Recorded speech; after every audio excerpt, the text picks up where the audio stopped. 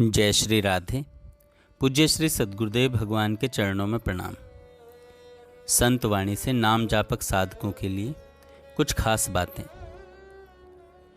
संत भगवान कहते हैं, वैराग्य के सिंहासन पर अनुराग विराजमान होता है। बिन विवेक वैराग भक्ति बिनु सत्य न एको मानो। भगवद विमुख कपट चतुराई सो पाखंडे जानो। जब हमारा लक्ष्य दृढ़ नहीं होता है तो ये काम क्रोध लोभ मोह मद मत्सर हमें प्रेरित करके भ्रष्ट कर देते हैं। हमारा लक्ष्य है श्री प्रिया प्रियतम की प्राप्ति करना। पहले हम लक्ष्य को दृढ़ करें। सत्संग श्रवण, शास्त्र स्वाध्याय और नाम जप, ये आपकी बुद्धि को पवित्र करेंगे। और जब बुद्धि पवित्र होगी तब ये दृढ़ निश्चय होगा कि मुझे इसी जन्म में भगवत प्राप्ति करनी है। इस निश्चय में इतनी सामर्थ्य है कि आप विकारों को सह सकते हैं।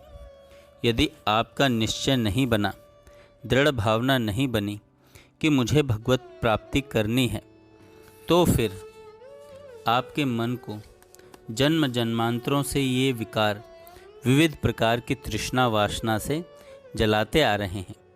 आप इस जलन को सह नहीं पाएंगे। यदि आपने लक्ष्य दृढ़ कर लिया है तो विश्वास मानिए, इनका प्रभाव केवल मन में होता है, आत्म स्वरूप में नहीं। हमारा स्वरूप निर्मल निर्विकार चिदानंदमय है, जहाँ किसी भी विकार का कभी कोई प्रभाव नहीं पड़ता। अज्ञान के कारण अपने को शरीर अंतःकरण मानने के कारण इसका प्रभाव दिखाई पड़ रहा है। काम आदि दोषों की जो जलन है, पीड़ा है, वह केवल थोड़े दिनों के लिए आती है। इसलिए विचलित नहीं होना है, चुपचाप सह जाना है। थोड़े दिनों की बात है। काम आदि विकार आपके अंदर आएंगे और आप इस जलन को भगवत चिंतन परायण होकर चुपचाप सह गए तो ये बहुत जल्दी नष्ट हो जाएंगे। ऐसा नहीं कि ये जीवन भर चलते हैं। हाँ, अगर इनको भोगोगे तो ये कभी नष्ट नहीं होंगे, जीवन भर चलेंगे। इसलिए इनके वेग को साधक सहे। कोई ना कोई गंदी क्रिया करते रहोगे तो इनका पोषण होता रहेगा। यदि सह लोगे तो कुछ ही वर्षों में देखोगे आप काम शून्य हो गए हो। यद्यपि कुछ अज्ञानी मूढ़ लोग कहते हैं कि इन काम आदि विकारों को सहने से शांति नहीं मिलेगी, इन्हें भोग लो तो शांति मिल जाती है। ये बिल्कुल मूढ़ता भरी हुई बात है। प्रज्वलित अग्नि में चाहे जितना घी डालो वह बढ़ेगी ही, बुझेगी नहीं। यदि भोगों को भोगने से शांति मिलती तो आज तक कोई एक दो तो उदाहरण होते। बुझे न काम अग्नि तुलसी कहूँ, विषय भोग बहु घीते।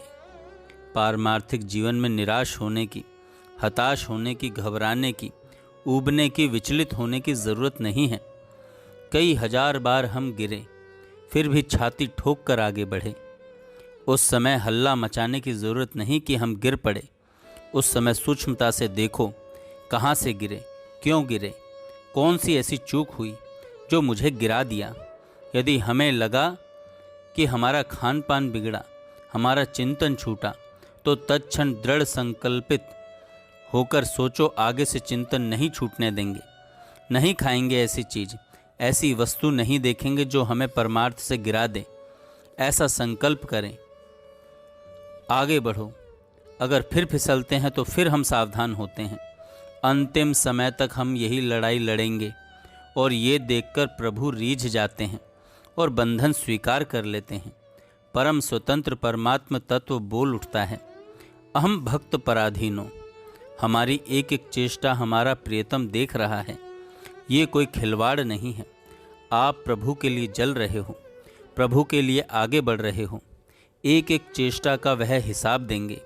ऐसा मत समझो कि मैं जल रहा हूँ, मुझे न तो कोई आनंद मिल रहा है और न कोई मेरा सहयोगी है। अरे प्रभु कह रहे हैं, न मैं भक्त प्रणश्यति करऊँ सदा तिनकी रखवारी। फिर मुझे क्या डरना, निरुत्साहित क्या होना। मुझे तो और उत्साहित होकर प्रभु का बल लेकर इन विकारों को परास्त करना है। अगर गिर भी गए तो विचार करो कहाँ से फिसले, फिर सावधान हो जाओ। ये घबराने निराश होने का मार्ग नहीं है प्यारे। हमारे पक्ष में प्रभु हैं, हमारे पक्ष में प्रभु हैं, इसलिए विजय हमारी अवश्य होगी, इसलिए विजय हमारी अवश्य होगी। जय श्री राधे।